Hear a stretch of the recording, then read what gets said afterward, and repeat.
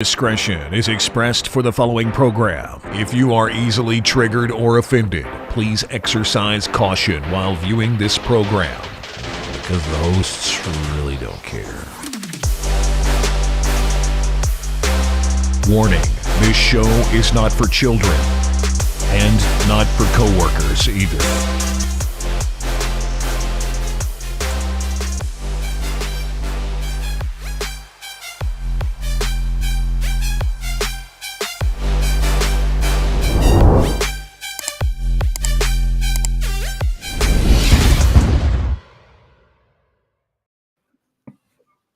Good morning, everybody. Welcome back. It's a brand new, exciting week. We've got, I'm sure, a great amount of news and entertainment. So many fun things are going to happen. I love it when the week starts and we just get to start having these shows every Monday through Friday, 6:30 in the morning. Do you do meth in the morning before you go on the show? Is that why you're so happy? It's the shot of meth. I've already had one cup. Oh, it's the coffee. So it is meth. Mm-hmm. I actually have not drank everybody. any coffee. I haven't even had a sip or anything. It's too hot, and I've been working my butt off for about an hour and a half now. So screw off, everybody. Get off my lawn. So we're going to have to figure out what to do next week because my kids start school next week, Deacon. This may be the last week of your two dads ever. It could be. It might happen. It might have to happen. I don't know. All right. Let's make the best of it, good buddy. You say it. I quit right now. I don't want to do this anymore. What? We'll figure out something. We can talk about it afterwards. Yeah, I don't know. How was your weekend? We'll have to see. We may have to change the schedule, folks. Yeah, I don't know what to. A little bit. All I know is that I'm a dad. I have kids, and sometimes you're not in charge of your own life. Yeah, that comes first. You know, so if we have to do like a later show where it's like 30 minutes or 45 minutes or something like that, maybe. Yeah, my wife was like, well, you could take the kids to the one school and then drop them off at the other school and then go back to the house and you can do your show at like 8 in the morning. And I was like, I mean, I don't know if Deacon's okay with that. I'm cool with that for most days, yeah. Okay, we'll see. I don't know what your deal is. Anyway, okay. Good morning, Sarah. How was your weekend? Weekend was okay. It was kind of a lazy weekend, but Ashley and I planned it that way because we have two children that are in marching band, high school marching band, and marching band season is fixing to get started up. And also the soccer's fixing to get started up in school, and our radio station runs soccer, and I do a majority of those games for extra money. Also, the fall season is coming upon us here in the small towns, and we have a lot of little festivals, and I am a professional MC. So I get paid to go out to these festivals and introduce, and I got a couple coming up. One that I've got to do a dog show. I've got an MC. Part of the festival is I have to MC a dog show on there. And I've done a dog show before. It's kind of fun. So do they call you at the station and try to like book you? And is that how it goes? Stuff? Yeah. There are people that know that this is what I do. There's not very many people that do MC kind of on stage. Right. And so I do that. And I've also do announcing for middle school football. So I'm blah, blah, blah. I don't use that voice, but I'm that guy for middle school. So I try to get into it a little bit more than you would hear at a high school because they're middle school kids and the parents want to hear their kids' names and stuff. So that's always busy, but I've got a busy. So this was a lazy weekend because I'm not going to have a lazy weekend until like February. Yeah. My wife and I went, okay. So folks that have kids or don't have kids yet, when your kids get old enough and you don't have people living around you, you got to pay babysitters to have any time alone with your wife to go on a date or anything. Yeah. So we don't have family around here. So I don't know. It was a lot more frequently, but now it's been like a month or two since we went on a date. So we went on a date. We got our great neighbor, booked her for a few hours, and we went thrift shopping, and then we went to dinner, and then we went to the range and shot a rifle and stuff. A lot of fun. I picked up some books while we were out shopping. I picked up Fahrenheit 451, which is a great book, but I didn't have a copy of it. I picked up Mistborn, which is first in a series. This is a really good book, but I mean, I just didn't have it. And then I picked up, all these were like $2. This one wasn't. I picked up Aldous Huxley's Brave New World. That's a good one. I've read through this once as an audiobook, but I feel like I do a lot better when I see words on paper in terms of like consuming it or whatever. And then I found this for $2. Umbrella Academy Volume 1. It's a graphic novel. Somebody had just put this at the shop and was like, and I was like, this is a great book. Anyway, got it for $2. And then while I was at the comic shop, I picked up Berserker. Poet Madness. You talking about your kids and y'all not having any time and having to make time and find time now because your kids are old enough. Yeah. Ashley and I are on the end of that, the opposite end of that line. We're at the point now to where all of our kids are pretty self-sufficient to where we now have all that time together that we didn't have. So it's almost like we're having to rediscover each other. You know what I mean? It's like, I know you, and I know you better than anyone, but I didn't know this about you, and this is something cool, and it's so yeah, me and Ashley, even last night, we were like, what do you want to do? It's like, I don't know. What do you want to do? It's like, I don't know. What do you want to watch? I don't know. What do you want to watch? And, all the kids are gone and doing stuff and whatnot. And we have all this time to do it. I don't know what to do with my time anymore because I'm not chasing after a kid or cleaning up after a child or something. I'm still cleaning up after a child. Don't get me wrong. Yeah, of course you are. Yeah, they don't. All right, let's get to speaking of my wonderful, wonderful children. I love all 5 of my children. And my children, I try to realize as a father, okay? Mm-hmm. And I think we all need to do this. I'm preaching to you dads out there about this, okay? Because a lot of us are guilty of this, including me. And I try to keep this in my head that our children don't deserve to give you respect. All right. You don't deserve to get respect from your children. All right. Your children deserve respect. Okay. It's a give and take. If you don't give your children respect, they are not going to give you respect. Now, don't get me wrong. You are the father, you do deserve, the lack of a better word, the respect that comes with that station and whatnot. And you are but when it comes to, I'm the adult, what I say goes, you're the kid, you know nothing. That kind of crap doesn't fly very well, especially I have learned with my kids. Okay. Because I tried that. Okay. I had that. I didn't try it like I'm going to try this. It was just my natural. I'm the older guy. I've been around for 40 years. All right. You don't know dick. Okay. Don't try to educate me. And then I look it up and they're right. And that happens several times. That it humbled me that I realized real quick that my kids deserve a little bit of so we have this give and take with my kids. I don't know why I got into that. I was telling you that for some reason. I'm not sure. But anyway, my kids and I, I've mentioned this on here before. We like to do music back and forth with each other. I will ask them to give me songs that I've never heard, and then I will play them songs that they've never heard. And we've been doing this for years, and it's really, I did it to open up my children's brain to music when they were in middle school, and they were one-sided to whatever was on the freaking hip-hop radio station. Was that the only thing they listened to? And I'm like, no, there's so much other out. Yeah, but that's no, I threw something at you this weekend. I don't know if you got it, but you keep going. Yeah, keep going. I wanted to ask you about that. So my kids have opened me up to a lot of stuff that I would have never listened to ever.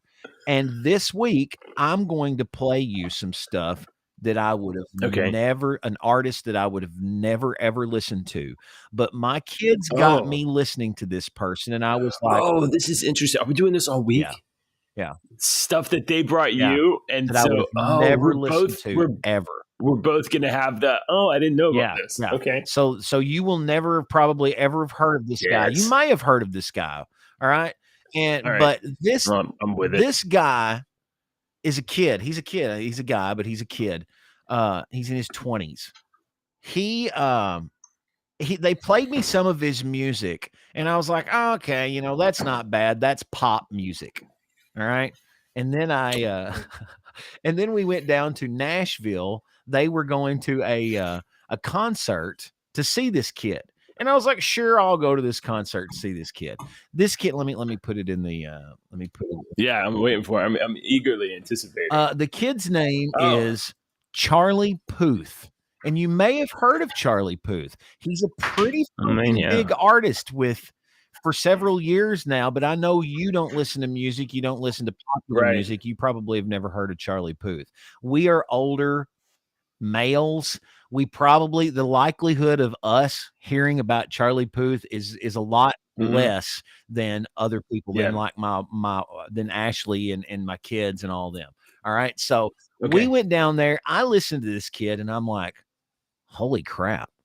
This kid didn't perform on stage like doing the dancing stuff. He played, and you could tell that he really played multiple instruments. He got into his music. The songs, from an engineering standpoint and from a producing standpoint, are brilliant pop songs.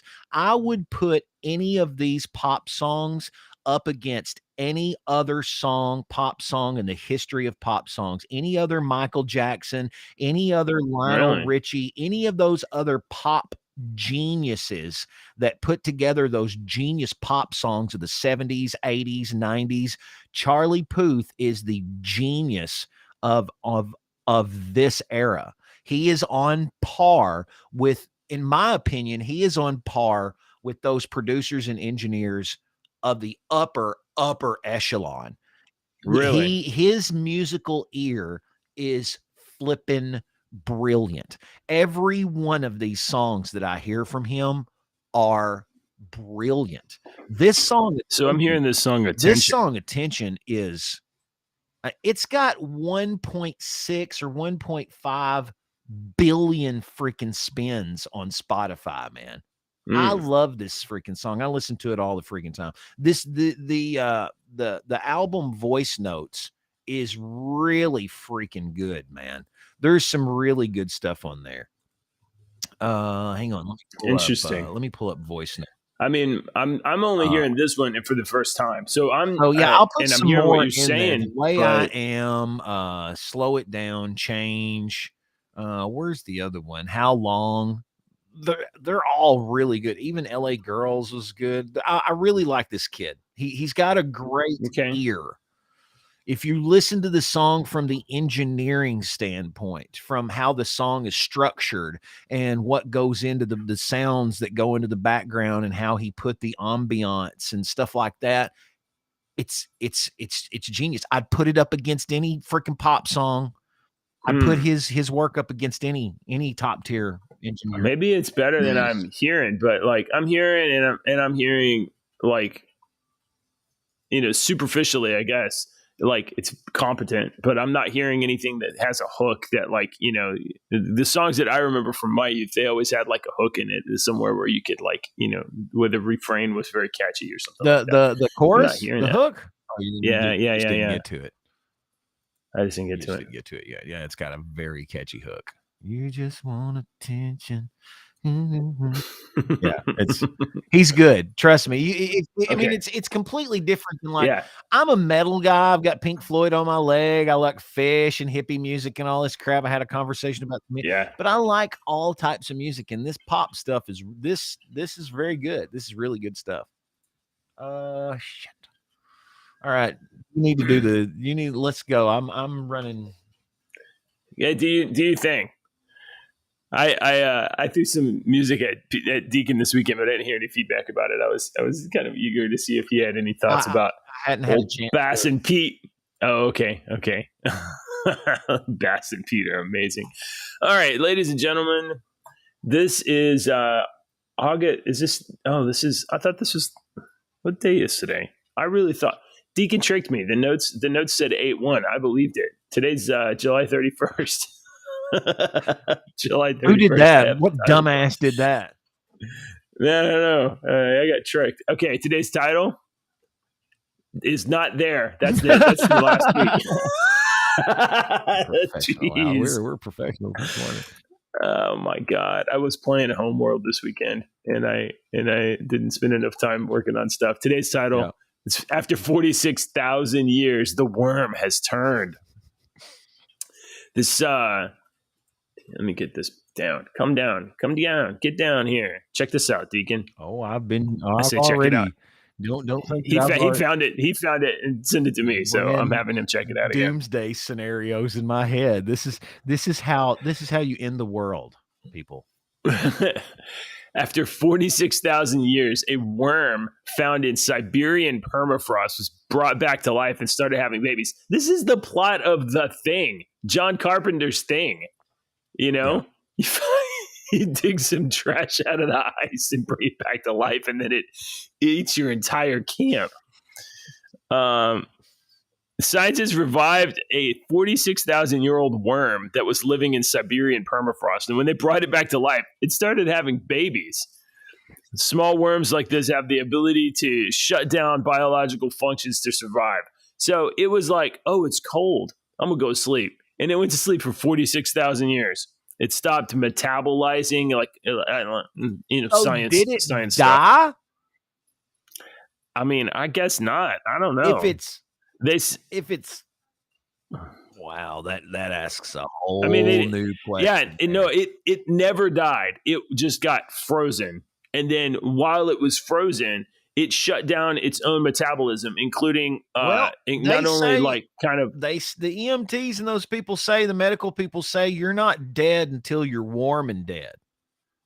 That's warm and that dead. Is the that you is, mean warm and dead. That's the saying. What does that you're mean? not Warm and dead until you're warm and dead.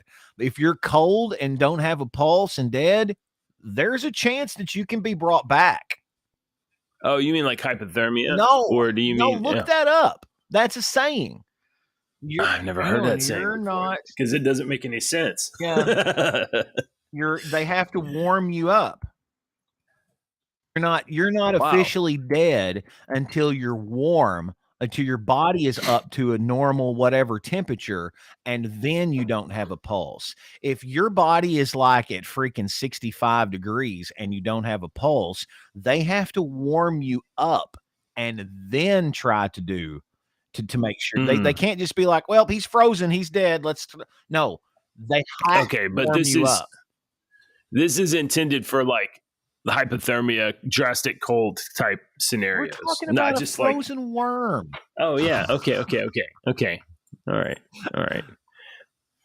Yeah. Look that up. In a study published in the journal PLOS Genetics, scientists reported that after sequencing the worm's genome, they said it belonged to an undescribed species.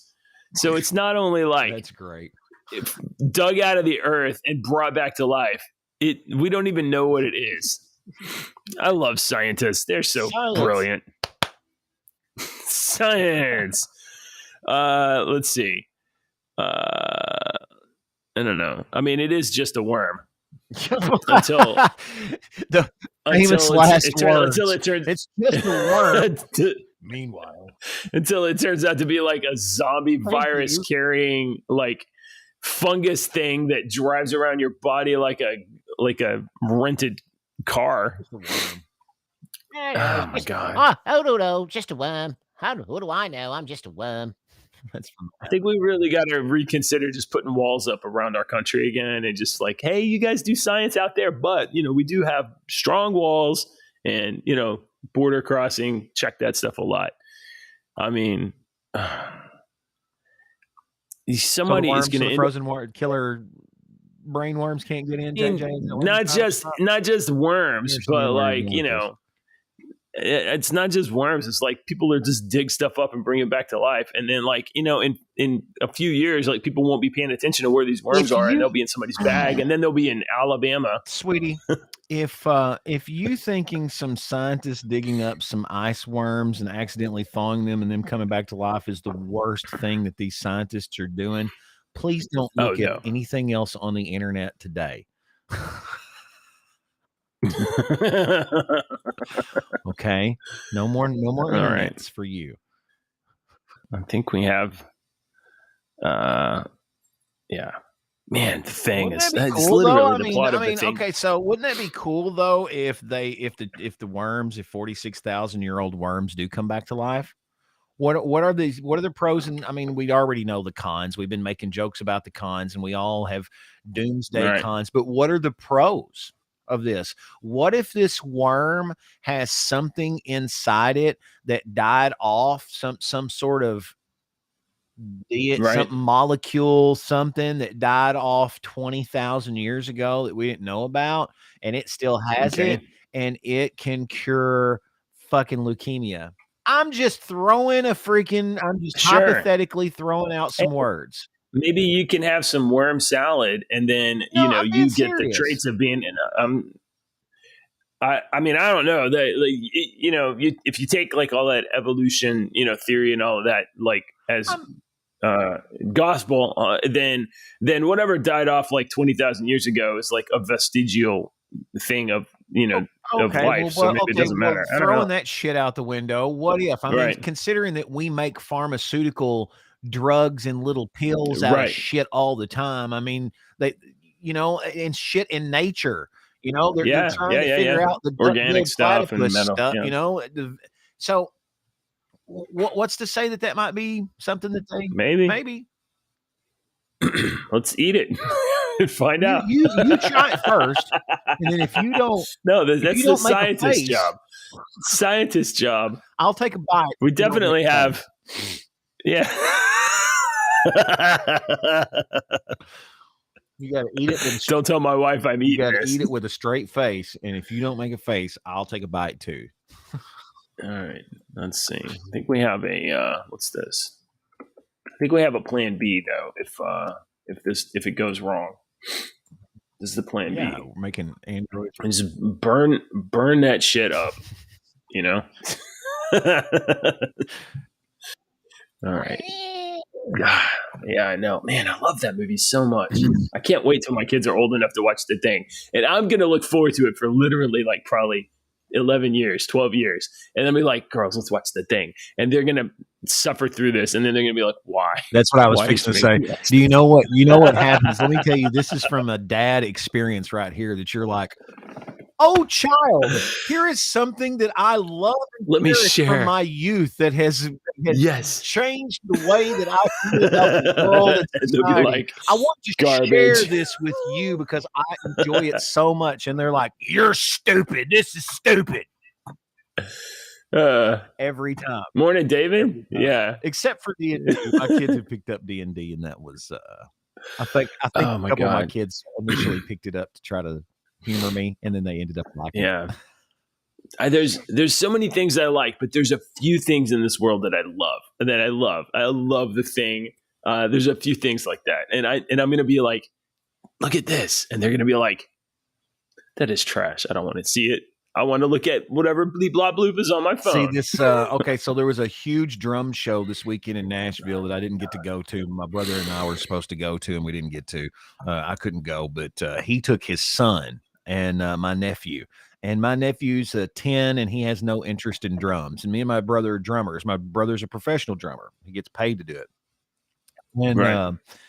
And Right. his Miles, my nephew Miles, absolutely just became enamored with drumming. And my brother was sending me messages all weekend. He was like, dude, I think I finally got him liking drums. Oh my God, he's really he was excited that his son was liking something that, and he sent me a picture of Miles behind Neil Peart's set from Rush.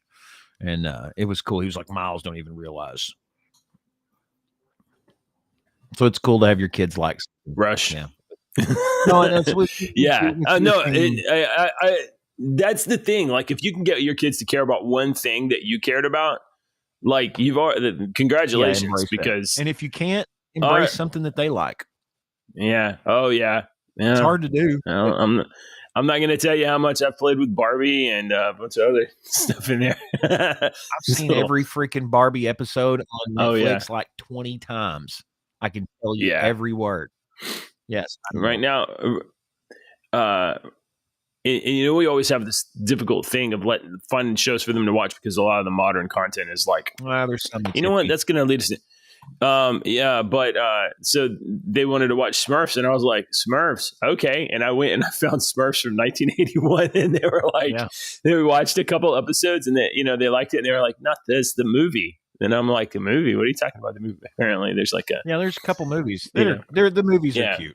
Yeah, they're not bad. But I was like, well, if I'm in control of the remote, you're gonna watch it from 1981. All right. Let's talk about politics.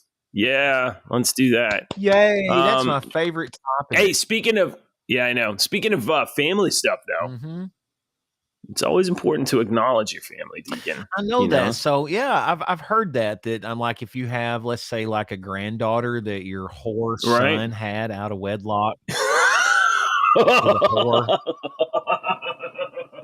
Hypothetically speaking, is what I'm savage. I'm just inventing words here. I don't know what you. Okay. Joe Biden has acknowledged Hunter's daughter for the first time. Navy is the child of Hunter Biden and London Alexis Roberts, a former stripper. And I believe there's some like child support cases, stuff going on there.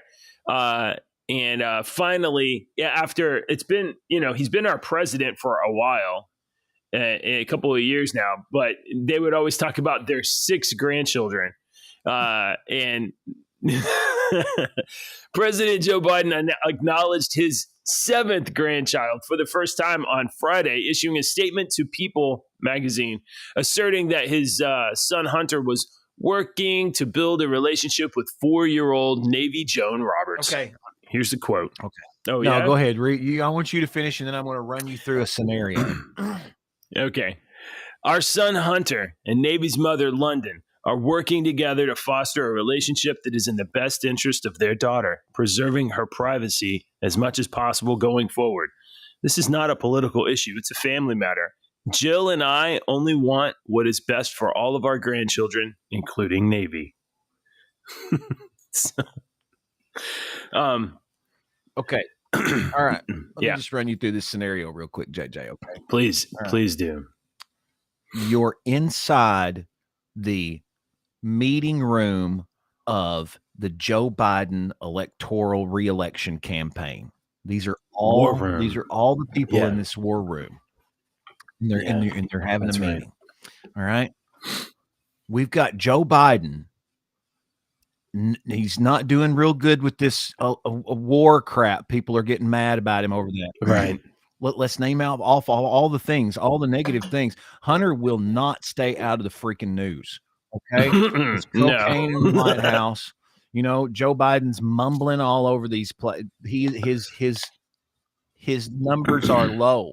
We've got to do something to make him look like a sweet old granddad. We've got to improve his image somehow. Okay. What if he acknowledges Navy? You're fired. Oh wait, hold on. Wait a minute. No, that might be a good idea now. Well, don't fire him just yet. That might be a good idea. That would garner a little bit of sympathy if we did that. Don't you think? Does it though? I don't think it does. It doesn't with you. I don't think it does. It doesn't with you, and it doesn't with me. But I guarantee you, it will make that number go from you think so? 28 to 29, and that's all we need. You think little baby steps is what it takes? We can't. He's going to take that 10 points. So the framing of this message is that that they're acknowledging her, but they want to protect her privacy. Meaning, we don't want you to talk about it anymore. We don't want you to bring this story up anymore. I mean, they're saying her privacy, but I mean, it's only a political issue because it's related to Hunter Biden, and Hunter Biden isn't a politician, so it's only related to Hunter. It's only related politically because it's another thing that Hunter Biden does that goes on the laundry list that supports the allegation that Joe Biden and the Biden family are a corrupt criminal enterprise. Joe and Hunter Biden is the dumb one. He's literally the moron that is used by Joe Biden as an intermediary for other countries whenever they went to these other countries. Hunter Biden is not a genius, folks. He is not a criminal genius. He's pinky. He's a patsy. Yeah, he's pinky. What are we doing tonight, Ray? There's one more thing in this story. Hunter, as part of the settlement for child support, the first son, Hunter, and Roberts reached a settlement in which Hunter will reimburse Roberts for the cost of health insurance and hand over some of his artwork, which can then be sold. So that's the child. That's part of the child support. $1 worth of stuff right there. I mean, those.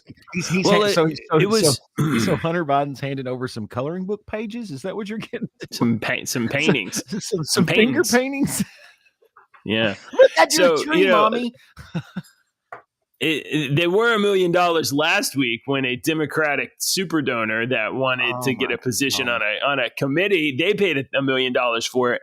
But some of these other ones, the proceeds will go to an account designated for Roberts. Some of the son's artwork, Hunter Biden, has been featured in the George Barege Gallery, which has listed his works for $85,000. Now, my wife is a mathematician, but I'm not.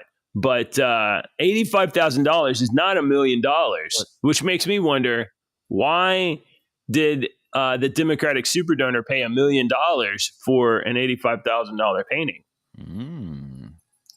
Isn't that it? I don't know. Maybe I just don't know how art works. No, ma'am. Go find your dog.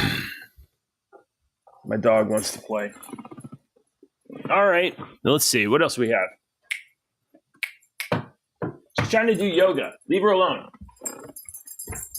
Jason. Okay, I didn't expect you to move right then. The dog just ran over my wife.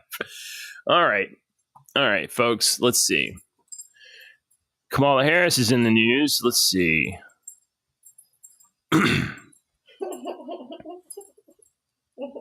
Are you laughing or crying? Now you got a dog in your face. Oh, gosh.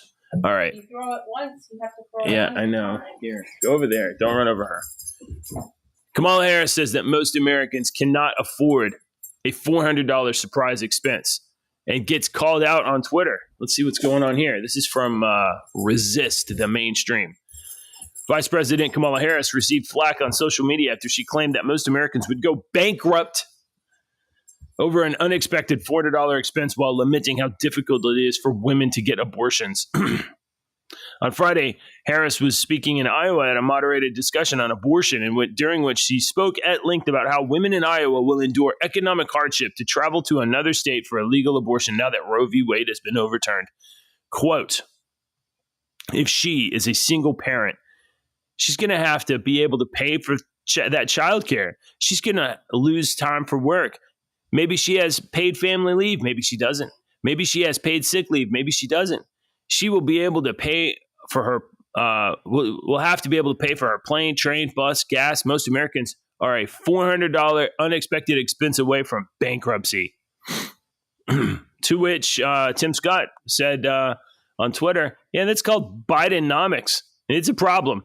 Americans have lost $10,000 in spending power because of the Biden-Harris agenda, by which Tim Scott's implying that the purchasing power parity of your dollars today compared to, say, 5 years ago, a lot less. Man, go ahead. Because the price of milk, price of eggs, price of your mortgage, your insurance. And it was 3 years ago before they took power. Absolutely. This was by design. People don't realize, but it was by design. Rush Limbaugh is spinning in his grave like a rotisserie chicken because everything that man said, is coming true today. Yeah. They have been, this is all by design. They have gotten rid of the middle class so that you have the poor and the extremely wealthy. And the extremely wealthy have to rely on the government because they rely on the government for tax breaks and all this crap. And the extremely poor rely on the government for government handouts, government jobs. So you can't, there's no middle class anymore. Yeah. So that's, I mean, I don't know who had the term squeeze in the middle class, but that's what that is. $400 payment away. And she's exactly right. If you think so? if we had $1,000 payment, something happened that I had to. Well, let me just bring up this scenario. Let me just bring up this scenario here real quick. So Saturday night in our part of Kentucky, we had a terrible storm come through for a couple of hours. And so I'm sitting there, and we have 4 big glass plain windows at the front of our house, 4 of them. And so I'm sitting there with the dog, and I'm sitting next to Chance. He don't like storms, so he kind of shakes when the storms come. And I'm on the floor. He was on the couch, and I was on the floor beside him, kind of loving on him and stuff. And he and I could hear little tick, tick, tick, tick, tick, tick, tick, tick, tick, tick, tick, tick on the glass window. So I went out, and I was like, oh no, that's hail. So I went out and looked, and there was little pea-sized hail coming down. And I was sitting there looking at the tree, and I was looking at the windows, and I'm like, oh my God, if those windows were to break, I don't have a contingency plan for that. So I was sitting there, I need to go to the lumber yard and get a piece of wood that I can, and keep out back in case something happens and blah, blah, blah. And I told her, I was like, if those windows get broke, I don't know where we're going to have to rob a bank to pay for them. If our car were to break down, I don't know where the money would come from, and that's like what I'm getting at, what Kamala Harris is saying. Most people are like that. One little expenditure like that, and you're like, oh my God, I don't know how we're going to eat. We're eating hot dogs this week. I mean, for a lot of people, there's always been week to week, paycheck to paycheck or whatever. But the way prices are now, and I mean, unless you are just really, really clever about controlling your expenses, people can get upside down so fast. It takes very clever budgeting not to feel like you're eating crackers. We're eating crackers and potatoes tonight. So, yeah, people are making a lot of yucks here against Miss Harris for her talking about how difficult it is financially for these single mothers, but it is the Biden economic policies that have destroyed your money in the last couple of years. Okay. Let's see. What else is going on? What's this? Okay, I'm here. Sorry. Let's see. Let's talk about gay stuff. Okay. I don't care. What's gay? You're gay. So my ear, one of my gay news started playing audio. So from GB News, I'm not sure who they are, but this is on Microsoft. Is this one? Yeah, here we go. A trans swimmer is allowed to undress next to biological women, and the females who complained were told to get re-educated. I saw this. Did you read this story? Have you read the story yet? I have not. Okay, no, I haven't. That's our friend Leah. Remember Leah? Yeah, Leah Thomas. Award-winning. He was what was his name? It wasn't Leah. It was Leah was. That's a good point. William. What's Leah's dead name? Willia. Yeah, Leah. I think his name was William because Leah comes from William, whatever Leah came from his name, William. So he's the one that he was like 20 something. He was a shitty swimmer and for males. So he decided to like 400th place or something. Yeah. So he decided to tuck it back, and now he's the best female swimmer ever. They basically, he undressed in the dressing rooms with them. And the girls were very uncomfortable. They had to share and go in they instead of changing in their locker room, had to go change in the family changing room and the other single changing rooms and stuff. Anytime that they complained, they were basically told in very nice terms to fuck off. Basically, in very nice terms, they were told to fuck off, you fucking bigot. So I completely stand with these women. I don't think that this schlonged asshole needs to be changing in their fucking changing room. I don't give a shit if he identifies as a girl, a boy, a tree, or a fucking dump truck.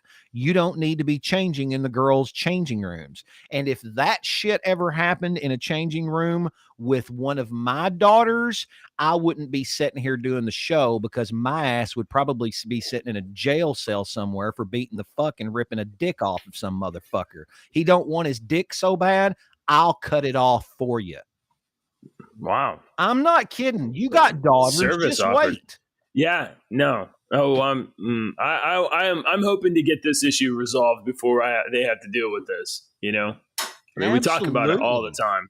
This is not okay. No, it's not okay. This is not okay. So this young lady, Scanlon, she testified last week before the House Judiciary Committee, and on Thursday she said she was one of Thomas's former teammates, and her name's Paula Scanlon.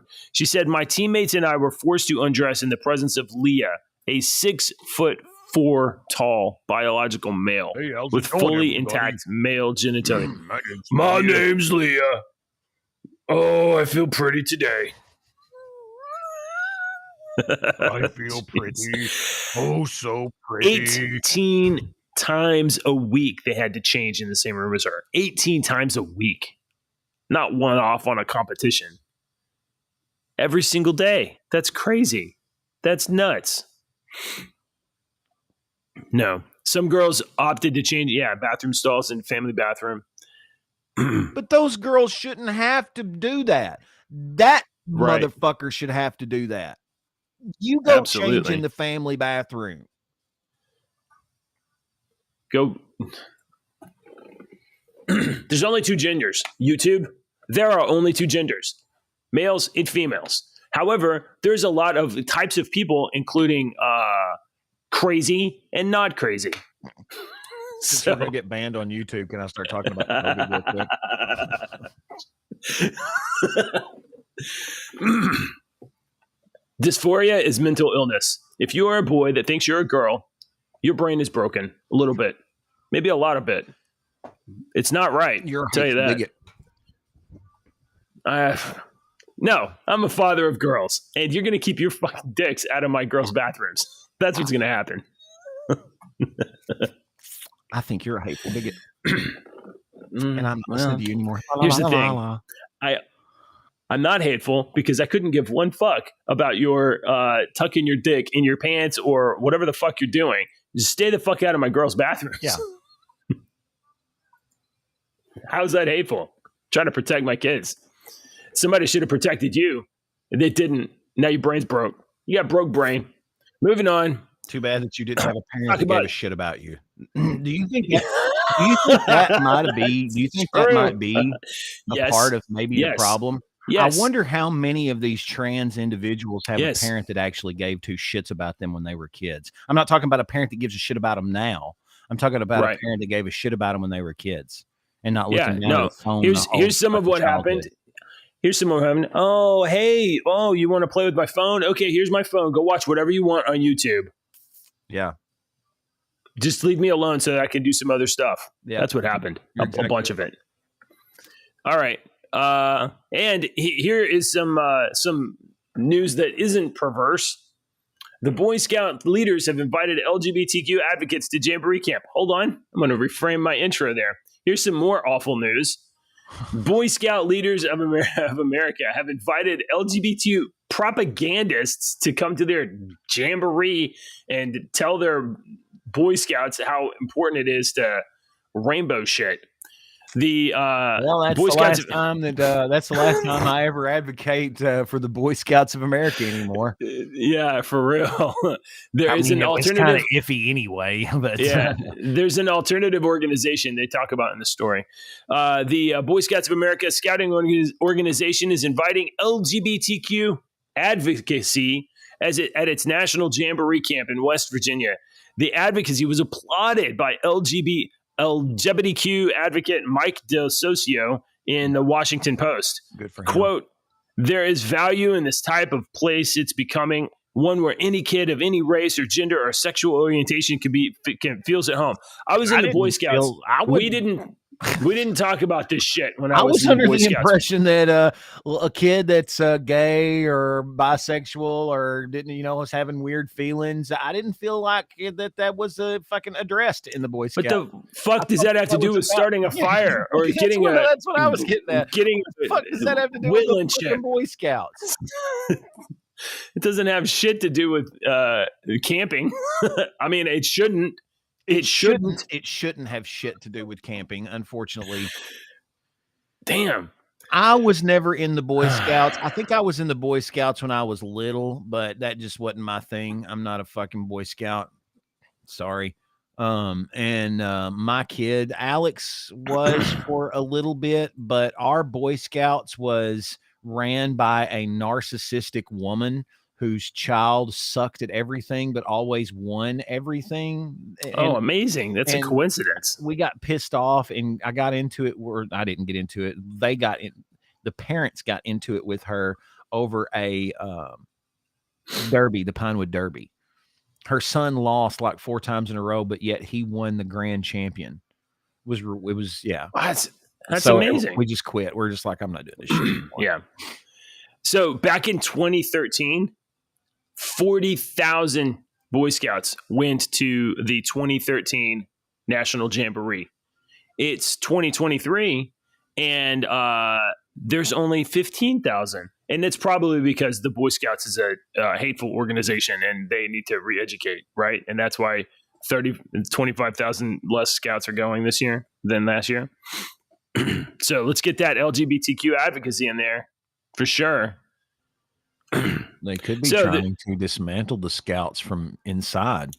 It's already been eaten. What if that was the plan 10 years ago? We don't like this fucking matriarch or a patriarchal fucking, let's get rid of this bullshit. How do we do it? We can't get rid of it. It's a beloved fucking thing that everybody loves. Well, let's just infiltrate it from the inside and just dismantle it like a fucking virus. That's exactly what has happened. In 2015, they admitted gay men into the Boy Scouts of America. I presume in leadership position, but maybe they mean gay boys. And trans boys in 2017. Girls added to the Boy Scouts of America in 2018. Girls to the Boy Scouts of America. Okay.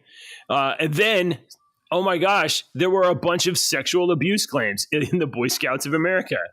So the organization has been completely and utterly. Yeah, really. Yeah. This organization has been completely and utterly compromised. It is not. It's wearing the legacy of Boy Scouts of America, but it is not what you grew up and went to when you were a kid, and what I went to when I was a kid. Okay. Yeah. There's an alternative. The Boy Scouts face competition from organizations that follow the Scouts' original focus on teenagers' character development. That's what the Boy Scouts is supposed to do. It's supposed to teach you, young boy, how to be a decent young man. That's what it was supposed to do. There's an organization called Trail Life dedicated to generations of courageous young men to honor God, lead with integrity, and serve others and experience outdoor nature. Well, that sounds like a good thing that isn't Boy Scouts. So Trail Life, check it out. All right. I just thought that was worth talking about. I was a Boy Scout. I never went very far. I didn't care about progress or ranking or badges or anything like that. I just like to go camping. Were you an Eagle Scout? Me? Ask that question again. Listen, I'm a total underachiever. I got to Tenderfoot and I was like, I'm not going to try very much. So Tenderfoot's like number 2. I went to a camp that had a bunch of patches and stuff, and I got a bunch of those. Well, I had fun at the summer camp one year, but I didn't do Boy Scouts or anything like that. Oh, you never did Boy Scouts? When I was little, maybe. Yeah. When you're like a Cub Scout or something. But that was like in freaking early 80s. Yeah. I went and camped in the mountains of New Mexico once. That was pretty cool for like a week. Oh, let's see. Yeah, is there any others you want to hit this morning? No, I don't even have the thing pulled up. Hang on. Oh, okay. Oh, it looks like Illinois College has ordered a Christian student to pay $80,000 for silencing Ooh, that's a good conservative one. views. Let me pull this one up. Here, Yeah. here's the picture. Yeah. If you know about it. Illinois College has settled with a conservative Christian art student who claimed that the school censored her speech and discriminated against her after complaints from her classmates. I read this the other day, but I'm not remembering it. So, She defended Kyle Rittenhouse. Yes, that's right. She defended Kyle Rittenhouse. They were having a discussion in class, and she said, let's see, let me find out. She routinely participated in class discussions on contentious topics such as race, relations, religion, COVID-19, and censorship, typically offering a conservative perspective. So you can just imagine, dear viewer, right now, her conservative perspective in a college classroom. She is the fucking pariah. Okay. She's the Nazi. She's the MAGA loving Nazi. Okay. As her 3-year graduate program drew to a close, DeYoung received the no contact order. She got a no contact order from her classmates. Wow. Because her classmates objected to her social media posts that she made on abortion and defunding the police. So just because her opinion on her personal social media page, her fucking classmates felt so offended by her that they got a no contact order to keep her from going. I've never heard of such a thing. That's crazy. Said DeYoung upset classmates by defending Kyle Rittenhouse and denouncing critical race theory, eventually leading to the university imposed orders that prohibited her from fully participating in class discussions. They tried to fucking silence her. Who was it that said those that are trying to silence you or probably not trying to, they don't want to hear what you got to say? Yeah. They're trying to keep you from saying something. If they're trying to silence you, they're trying to keep you from saying something. Anyway, she sued their ass and won. That's amazing. This is what you got to do, folks. Yeah. And I know a lot of people out there are not litigious. They don't want to be involved in stuff like this. So especially people on the right of the far left. A lot of times people are just like, well, I don't want to be where people don't want me. But like, you're in college. You're supposed to be able to freely exchange ideas. Folks, exactly. Free speech means that people are going to say things that you don't like, and you're going to get offended. And you're going to have to change your toddler pants and just get over it sometimes. Sometimes you get offended. Sometimes you say stuff that offends people. Not to offend them, but to genuinely espouse your views, and other people get offended, and you can't do anything about that. And if somebody offends you, you can reevaluate your views, but you're just going to let your butt be hurt all the time in your life. I have met a plethora of people in my travels in 46 years that I have offended me. Yeah. Some very quickly. Some were friends that ended up offending me greatly.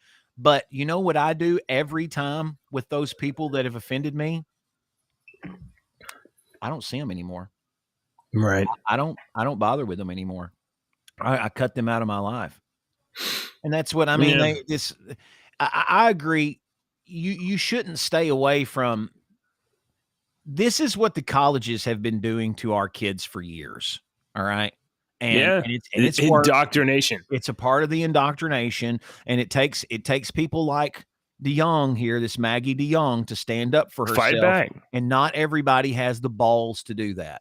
Not everybody has the want to stand up to somebody and say, you're wrong, blah, blah, blah. My son got into an argument with some of his stupid ass, dumbass classmates the other day over something. And it was something historical, and he was right and they were wrong, and it's because they were fucking taught wrong.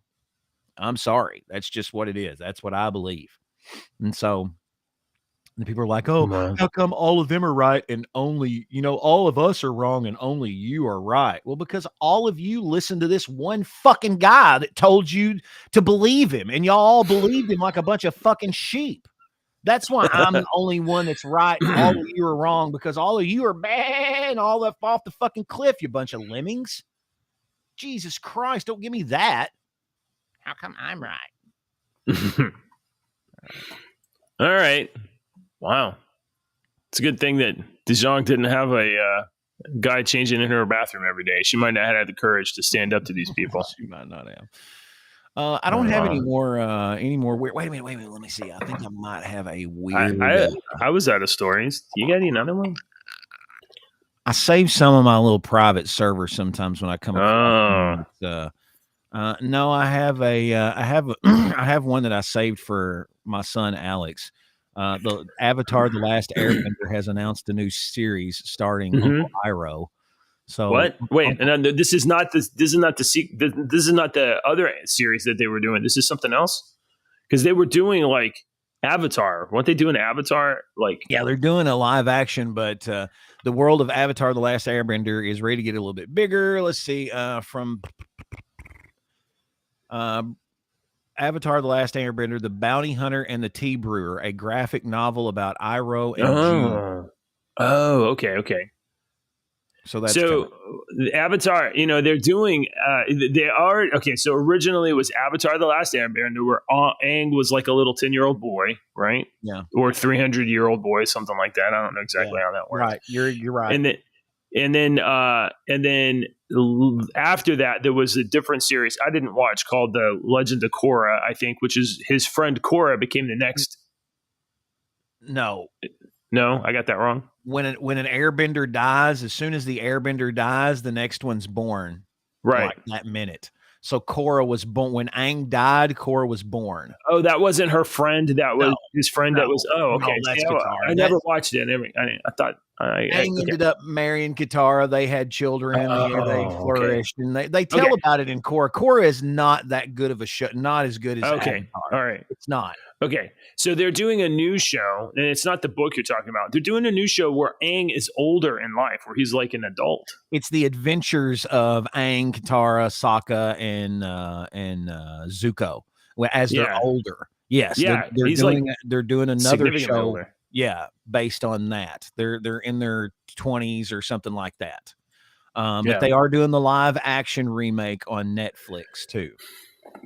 That looks. Yeah, you think? Excited? Yes. I never watched the Shyamalan version. I only heard that it was bad. The Shyamalan version was plagued with. He got the flack over it, but he loved it. His kids loved Avatar. He wanted to do something that his kids liked. He started watching this cartoon, realized how freaking awesome it was, and was like, I've got to put this on. I've got to do this in live action because it was so awesome. Well, he got the money for it and he started doing it live action. And they're like, you need to change his name and you need to change this and you need to do this and you need to do this and you need to do this or we're not going to give you any money. So he had to do, he basically had his hands tied and he couldn't call it Avatar: The Last Airbender because at the time we literally James Cameron that's right fucking already licensed that because at the same time that movie was being made, Avatar, and they didn't want to screw up people's minds with Avatar this and Avatar that, so they had to change the freaking name, and so that was just plagued. And M. Night Shyamalan got the flack for all of that, but I've read multiple interviews where he was like, I couldn't do anything. I had my hands tied, basically. Yeah. So. Yeah.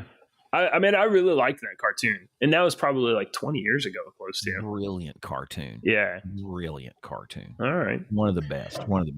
All right. Join our Discord server if you hadn't. And link's right there. To our down there.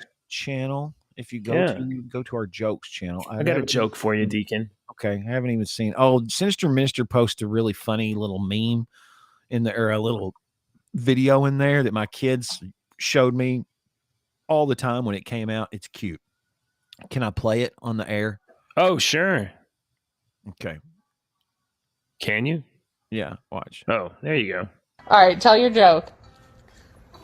Why are you singing so funny? Why? Because.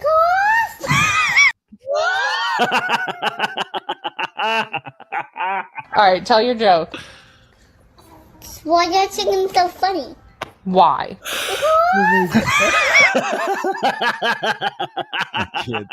My kids showed me that a while ago. And I love Wow. Love that. That's well, I've been upstaged. What's a skeleton's favorite musical instrument? I want to say, but go ahead. I don't know. Trombone. Oh, I wouldn't have said that. Trombone. I was saying okay. xylophone. Okay, that's good. I've got a buddy, JJ, that's colorblind. Yeah. And over the weekend, we were talking, and he insists that apples are yellow. And I was like, that's bananas. Oh, jeez. Oh, my God. We both got upstaged with that kid. That was.